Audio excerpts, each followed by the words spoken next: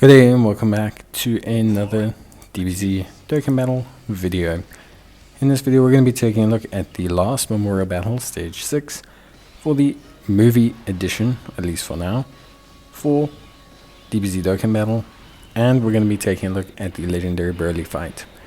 Now Broly is, or has I should say, 130 million HP. He fires off a 1.7 million damage super. He hits for 500,000 and he can fire 2 supers per turn, which is pretty rough. Now, in terms of his abilities, he actually has a very interesting capability. So firstly, he raises his attack on his super, so that means when he supers once, if he supers again, it hits even harder. Secondly, as well, he grants immunity to being stunned, nullifies super attack scaling effects, and disables attack and defense reduction. Now, what's really interesting is basically his attack that he raises and his damage reduction are lowered when Goku is present. So basically, when a Goku is present, his attack stack goes up. However, his damage reduction is reduced. So he becomes technically a lot easier to kill, but also technically becomes a lot more like painful to deal with from the attack stat side. You have to decide whether you want to take that on or not. For me, I tried a couple runs using a Super Saiyan's team and got very close, having a whole bunch of Gokus in that. It wasn't or didn't feel like a hugely debilitating thing, but you can definitely feel the difference. Like you 100% can feel he is hitting harder. Which isn't the end of the world, obviously, but for me, I think you just have to decide if you have to have a Goku in your strongest team, or maybe you just want the challenge. Maybe you want to take on Broly, with a Goku. Really try to, look at maybe having the strongest version of Broly to take on. Of course, the missions for this are also fairly simple. Beating it without a support item, and beating it with a unit of each typing. So physical, strength, AGL, int, and tech. Now, I'm going to be honest, it is pretty tough to do these no item whilst meeting the class requirement and the super requirement. So you're welcome to break things up if you want to.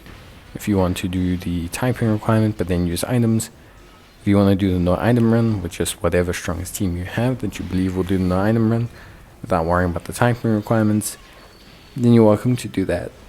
Generally, if you're struggling to complete all the missions at once, breaking them up into their individual components generally makes it easier.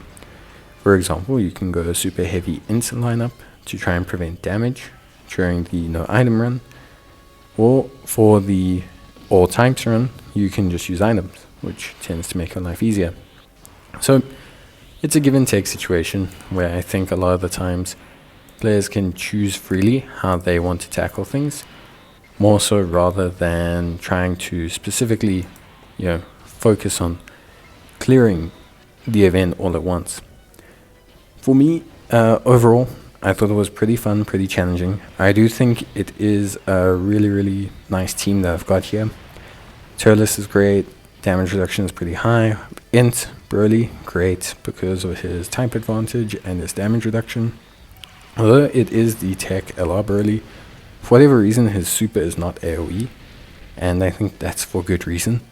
So it isn't as bad as if you were to take on the AoE, like if he had an AoE super or something that could give you lots of issues.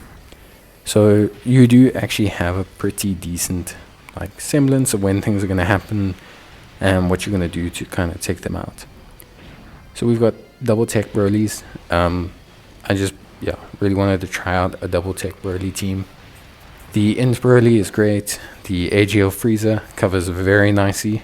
You could replace the tech Broly with anyone. I don't think you need double tech Brolys.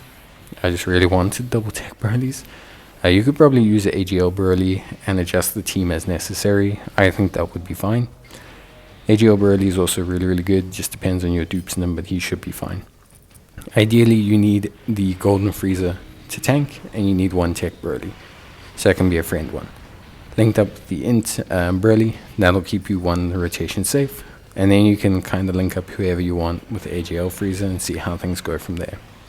Just depending on your lineup and what you want to do, realistically speaking. For me, of course, we are waiting to see what happens with part 2, so there could be some more super easy A's, or easy A's that come out that make movie heroes, or movie bosses I should say, a lot better. But yeah, bye.